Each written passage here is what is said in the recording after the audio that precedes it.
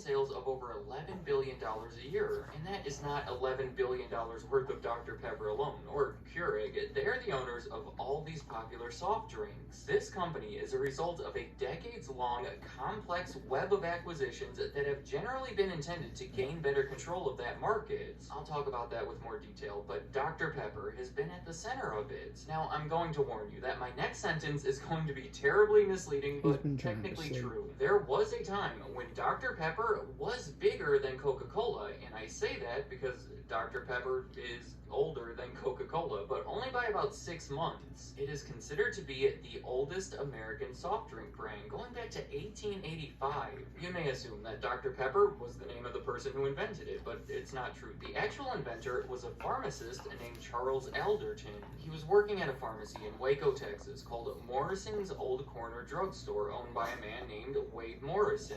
See, typically back then, pharmacies had these soda fountains, so Alderton was over there combining a bunch of these flavors, attempting to make something that would resemble the smell that was in the air from having all of these ingredients around. He ended up creating something that he felt was pretty tasty. Morrison liked it as well, so they started selling it at that pharmacy. As far as the name, nobody quite knows exactly why they called it Dr. Pepper, but one of the more common rumors happens to be my favorite. It is believed that Wade Morrison used to work with a man named Dr. Charles Pepper. Morrison fell in love with his daughter. Pepper didn't approve of it, so he named the drink after him, I guess kind of like a gift to help him win that approval. But if I had to take a guess, I would say that it had more to do with it simply being a catchy name. And since it was advertised as a health drink bought at a pharmacy, I have to imagine that they used the word doctor because it promoted that brand. But either way, the unique flavor combination and a catchy name meant that Morrison's Old Corner Drugstore was selling a lot of Dr. Pepper, to a point where after a couple of years, the demand was far more than they can handle. But somewhat surprisingly, Charles Alderton, the inventor himself, was more interested in continuing his work with medicine.